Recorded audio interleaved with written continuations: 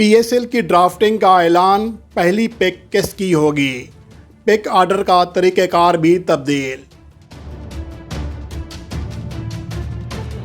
Australia میں Pakistan India کے ساتھ ٹرائنگولر سیریز کا پلان، بات چیت جاری، بھارت کا کیا ہے جواب؟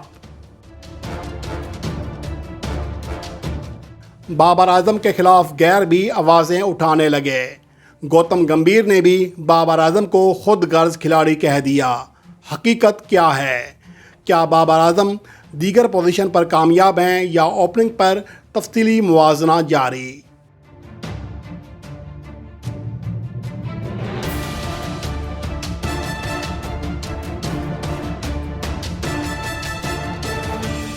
السلام علیکم، میں ہوں اختر عباسی اور آپ دیکھ رہے ہیں world sports. Pakistan cricket board نے پاکستان سپر لیگ کے آنے والے سیزن کے لیے ڈرافٹنگ کی پک آرڈر کا اعلان کر دیا ہے، اور اس ڈرافٹنگ کے حوالے سے یہی کہا جا رہا ہے کہ 18 سے 21 نومبر کے درمیان کوئی بھی تاریخ جس کی ڈرافٹنگ کا اعلان ہو جائے گا۔ بہت جلد متوقع ہے کہ ڈرافٹنگ فلاں دن ہوگی، لیکن توقع یہی ظاہر کی جا رہی ہے کہ رواں ماہ کے مڈ کے فوری بعد ڈرافٹنگ ہو جائے گی، اور اس کے حوالے سے غیر ملکی جو پلیئرز ہیں ان کی ونڈو بھی کھول دی گئی ہے، اور اس کے حوالے سے پاکستان کرکٹ بورڈ کے پاکستان سپر لیگ کے جو ڈائریکٹر ہیں ان کی جانب سے کہا گیا ہے کہ بہت سارے غیر ملکی پلیئرز اس بار پاکستان سپر لیگ کا حصہ بنیں گے۔ اس کی بڑی وجہ یہ ہے کہ یہاں پر اب سیکیورٹی کے معاملات نہیں رہے ہیں۔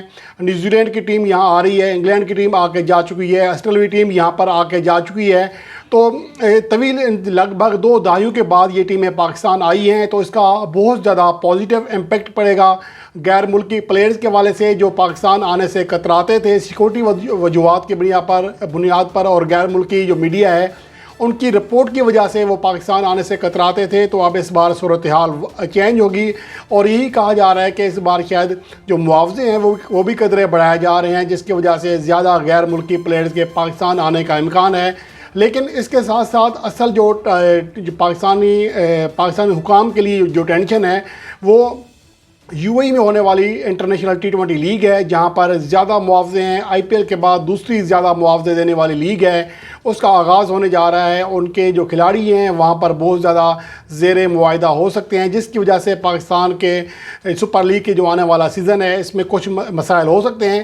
لیکن بہرحال امید ہے کہ انشاءاللہ اس بار بھی جو پاکستان سپر لیگ کا ایڈیشن ہوگا بڑے بڑے اسٹار سے سجا ہوگا، اس میں بہت سارے بڑے اسٹار شرکت کریں گے۔ اور اس کی پک کے حوالے سے بتاؤں کہ جو پک ہے اس میں پہلی لاہور کی رکھی گئی ہے پلاٹینم کیٹیگری میں، دوسری کوئٹہ گلیڈیٹرز کی، اس کے بعد ملتان سلطان کی تیسری پک ہوگی، چوتھی پک کراچی کنگز کی ہوگی، پھر اسلام آباد یونائٹڈ، اور آخری پک جو ہوگی وہ پشاور زلمی کی ہوگی۔ اور جو اگلی پک ہے وہ بتایا گیا کہ وہ اسپیشل طریقے سے ایک ٹول کے ذریعے ان کو رینڈملی سیٹ کیا گیا، جس کے بعد مختلف ٹیمیں جیسا کہ آپ اسکرین پر دیکھ سکتے ہیں کہ دوسری پک میں جو پہلی پک ہوگی دوسرے راؤنڈ میں وہ کوئٹہ گلیڈیٹرز کی ہوگی، پھر پشاور زلمی کی، اسلام آباد یونائٹڈ کی ہوگی، اس کے بعد کراچی کنگز، پھر لاہور قلندر، پھر ملتان سلطانز۔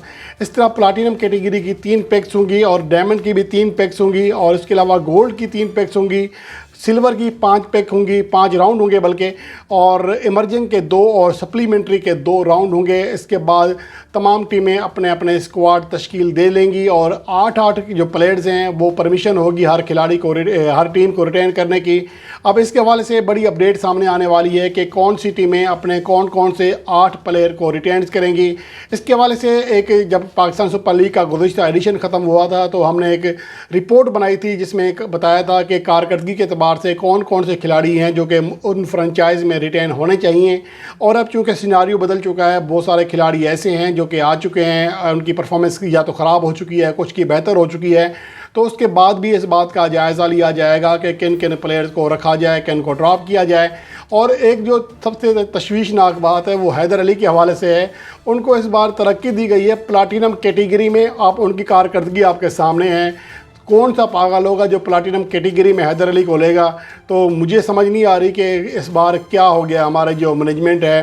اب حیدر علی کو ایک تو پلیئر کی کارکردگی اچھی ہوتی ہے تو ہم کہہ بھی سکتے ہیں کہ ٹھیک ہے یار، اس وجہ سے جو ترقی ہو گئی ہے، اس کی کیٹیگری بہتر کی گئی ہے، لیکن حیدر علی کی کارکردگی تو مزید خراب ہوئی ہے، لیکن ان کی حیران کن طور پر پلاٹینم کیٹیگری دی گئی ہے جو کہ انتہائی زیادہ حیران کن ہے۔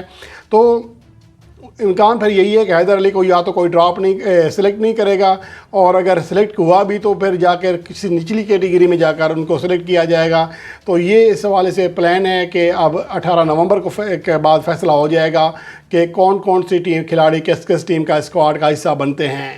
اور اس کے علاوہ آسٹریلیا میں ایک ٹرینگولر سیریز کا امکان ظاہر کیا جا رہا ہے، یا پھر پاکستان اور بھارت کے درمیان ٹیسٹ میچ کا انعقاد ممکن ہے۔ اس کی وجہ یہ ہے کہ جو حالیہ T20 ورلڈ کپ 2022 کا میلبورن میں میچ کھیلا گیا پاکستان اور بھارت کے درمیان، اس میں 90,000 سے زیادہ تماشائین نے گراؤنڈ میں آ کر میچ دیکھا، جو کہ آسٹریلوی شہر کے اعتبار سے اور وہاں کی کنڈیشنز کے اعتبار سے، کیونکہ نیوٹرل دونوں ٹیمیں تھیں، میزبان آسٹریلیا نہیں کھیل رہی تھی، اس کے باوجود تماشائیوں کی اتنی بڑی تعداد کا آنا ایک غیر معمولی منظر تھا، جس کے بعد کرکٹ آسٹریلیا نے بڑی کوشش کی ہے کہ پاکستان اور بھارت کے کرکٹ بورڈ کے ساتھ بات کی جائے اور پاکستان اور بھارت کا ایک اور میچ اس کا انعقاد کیا جائے۔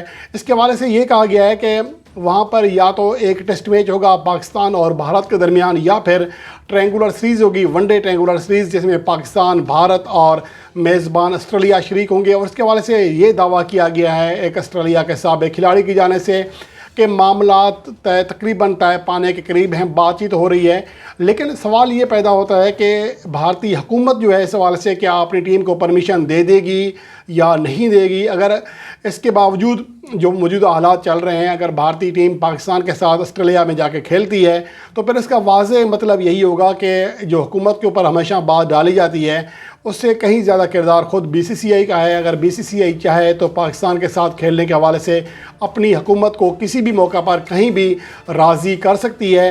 اور اس کے علاوہ پھر پاکستان میں ایشیا کپ 2023 کھیلنے کے حوالے سے جو انکار کر رہے ہیں فی الحال موجودہ وقت میں وہاں کی حکومت یا وہاں کا بورڈ، وہ بھی ان کا پھر کیس کمزور ہو سکتا ہے۔ تو یہ تمام چیزیں پہلو دیکھتے ہیں کہ کیا ہوتے ہیں، لیکن BCCI کی جانب سے یا بھارتی حکومت کی جانب سے ابھی تک اس حوالے سے کوئی رد عمل سامنے نہیں آیا۔ اور جب گزشتہ بار کہا گیا تھا کہ انگلینڈ یا آسٹریلیا پاکستان اور بھارت کی میزبانی کرنے کے لیے تیار ہیں، تو بھارت کی جانب سے واضح طور پر کہا گیا تھا کہ ہم کسی بھی باہمی یا نیوٹرل سیریز میں حصہ نہیں لیں گے۔ اور پاکستان نے بھی کہا تھا کہ رمیز راجہ نے بلکہ کوشش کی تھی کہ 4 بڑی جو ٹیمیں ہیں جو روایتی حریف ہیں، انگلینڈ اور آسٹریلیا، پاکستان اور بھارت، ان کے درمیان 4 ملکی سیریز کرائی جائے، لیکن بہرحال اس کے بعد بھارت نے اس کے حوالے سے مثبت جواب نہیں دیا تھا، جس کی وجہ سے یہ جو فارمولہ تھا یا جو کہا جا رہا تھا، کوشش کی جا رہی تھی، تجویز تھی، وہ ختم کر دی گئی تی۔ لیکن اب اس بار دیکھنا یہ ہے کہ بھارتی حکومت کی جانب سے اور BCCI کی جانب سے اس حوالے سے کیا بیان سامنے آتا ہے۔ آسٹریلیا کے سابق جو آل راؤنڈر ہیں سیمن اوڈینل، ان کی جانب سے کہا گیا ہے، دعویٰ کیا گیا ہے کہ معاملات طے پا گئے ہیں اور بات چیت ہو رہی ہے، اور جو کہ اختتامی مراحل میں ہیں، جس کے بعد بڑی خبر مل سکتی ہے کہ پاکستان، آسٹریلیا اور بھارت کے درمیان ٹرینگولر سیریز ہونے جا رہی ہے۔ اور اس کے علاوہ بات کریں گے پاکستان کرکٹ ٹیم کے کپتان بابر اعظم کے حوالے سے باتیں ہو رہی ہیں۔ اب تو اپنے کر ہی رہے تھے تنقید، اب تو غیر بھی تنقید کر رہے ہیں، ان کو خود غرض کھلاڑی کہہ رہے ہیں۔ بھارت کے سابق اوپننگ بیٹسمین گوتم گمبھیر نے کہا کہ نیدرلینڈ کے خلاف فخر زمان کو اوپنر بھیجنا چاہیے تھا، اور بابر اعظم نے خود اوپننگ کر کے ایک بار پھر ثابت کیا کہ وہ خود غرض کھلاڑی ہیں۔ لیکن در حقیقت بات کیا ہے، اگرچہ ہم اس حوالے سے تجزیہ کریں تو ایک بابر اعظم کے حوالے سے بات کریں، بابر اعظم خود بھی ایک T20 فارمیٹ میں اوپنر زیادہ کھیل رہے ہیں۔ اگر آپ ان کے سٹیٹس اٹھا کر دیکھ لیں تو اس سے اندازہ لگایا جا سکتا ہے کہ ایک کھلاڑی جس کی پرفارمنس اچھی ہے اوپننگ پوزیشن پر، ہم اس کے اوپر تلے ہوئے ہیں۔ وہ اپنے کیریئر میں پہلی بار یہ ہوا ہے کہ لگاتار 3 اننگز میں ناکام ہوئے ہوں، ورنہ اس سے پہلے ان کا پورا جو کیریئر ہے اس میں وہ لگاتار میکسیمم 2 اننگز میں ناکام ہوتے رہے ہیں، لیکن اس سے اوپر ناکام نہیں گئے۔ اور اس کے باوجود ان کا جو کیریئر ہے، دنیا کے نمبر 1 T20 بیٹسمین رہے، سب سے زیادہ ٹائم نمبر 1 T20 بیٹر ہونے کا اعزاز پایا، 130 سے زیادہ ان کا اسٹرائک ریٹ ہے۔ تو ٹھیک ہے، آپ کی کارکردگی اوپر نیچے ہوتی رہتی ہے۔ T20 ورلڈ کپ 2022 میں دیکھ لیں، ڈیوڈ وارنر ابھی تک بڑی کارکردگی نہیں دکھا سکے، لوکیش راہل بڑی کارکردگی نہیں دکھا سکے، اس طرح اور بہت سارے اوپنرز ہیں جن کی تفصیل میں آنے والی ویڈیو میں پیش کرنے والا ہوں، بلکہ گزشتہ ویڈیو میں نے بات بھی کی ہے اوپنرز کے حوالے سے۔ تو ہم صرف تنقید ایک کھلاڑی کے اوپر کر رہے ہیں، اس کا واضح مطلب یہ ہے کہ ہم نے ٹارگٹ کیا ہوا ہے بابر اعظم کو۔ ٹھیک ہے، ان کی جو اپروچ تھی 2 میچوں میں، پہلے بھارت کے خلاف اور دوسرا زمبابوے کے خلاف، وہ واقعی نیگیٹو تھی۔ 2 اوور میں اگر آپ 3 رن بنائیں گے تو پھر بہت زیادہ مشکل ہو جائے گا دیگر بلے بازوں کے لیے اگر آپ حریف بولرز کو اپنے اوپر حاوی کریں گے. یہ 2-3 میچوں کی ناکامی الگ بات ہے، لیکن اس بات کی کیا گارنٹی ہے کہ فخر زمان آ کر یہ مسئلہ حل کر دیں گے. اگر 2019 سے ان کی بطور اوپنر کارکردگی دیکھیں سب کے سامنے ہے پاکستان کے لیے وہ کیسا کھیلے. لگاتار ناکام ہوئے، اس کے باوجود اس کے بعد جا کر ان کو نیچے بھیجا گیا، بلکہ ڈراپ کیا گیا تھا، پھر کم بیک کرایا گیا. تو میرے خیال میں یہ صحیح نہیں ہے. اگر ہم اسٹیٹس کی بات کریں بابر اعظم کی ہر پوزیشن پر، پہلے ہم بات کرتے ہیں T20 میچز میں، تمام T20 میچز جس میں پاکستان سپر لیگ کے میچز بھی شامل ہیں، نیشنل T20 کپ کے میچز بھی شامل ہیں، اور پاکستان کے لیے کھیلے گئے انٹرنیشنل میچز ہیں وہ بھی شامل ہیں. تو مجموعی طور پر 150 اننگز کھیلی ہیں بطور اوپنر، 5700 رن بنائے، 45 کی ایوریج ہے، اور 30 ان کا جو ہے اسٹرائک ریٹ رہا. 53 50 پلس اننگز ہیں جن میں سنچریاں بھی شامل ہیں، 50 بھی شامل ہیں. نمبر 3 پوزیشن پر 41 کی ایوریج ہے، 121 کا اسٹرائک ریٹ، 16 50. جیسے جیسے ان کا بیٹنگ آرڈر نیچے جا رہا ہے، ان کی کارکردگی اور خاص طور پر اسٹرائک ریٹ ایوریج دونوں نیچے جا رہی ہیں. چوتھے نمبر پر 38 کی ایوریج ہے، 110 کا اسٹرائک ریٹ ہے، اور 7 بار انہوں نے بیٹنگ کی ہے. چوتھے نمبر پر 191 رنز بنائے، اور 5ویں نمبر پر 4 بار بیٹنگ کی، صرف 93 رنز بنائے. 31 کی ایوریج، 98 کا اسٹرائک ریٹ. یعنی کہ وہ اب ان سے یہ امید نہیں کر سکتے کہ نیچے جا کر وہ چھکے چوکے لگائیں گے، بڑی بیٹنگ کریں گے، ہارڈ ہٹنگ کریں گے. تو ایسا ممکن نہیں ہے. وہ گیپ میں سے شاٹ نکال سکتے ہیں، دائرے میں کامیاب ہو سکتے ہیں. تو میرے خیال میں یہ تجزیہ کر رہے ہیں کہ بابر اعظم نیچے جا کر زیادہ کامیاب ہوں گے، میرے خیال میں یہ صحیح نہیں ہے. اب تک کے ان کے جو اسٹیٹس ہیں، اعداد و شمار ہیں، وہ آپ کو بتا رہے ہیں کہ بابر اعظم اوپننگ پوزیشن پر زیادہ بہتر کارکردگی دکھاتے ہیں. اگر پاکستان کے لیے کھیلے گئے میچز کی بات کریں تو بطور اوپنر 69 اننگز میں 2465 رن بنائے، 41 کی ایوریج ہے، 131 کا اسٹرائک ریٹ ہے، 274 چوکے اور 39 چھکے اس پوزیشن پر لگا چکے ہیں.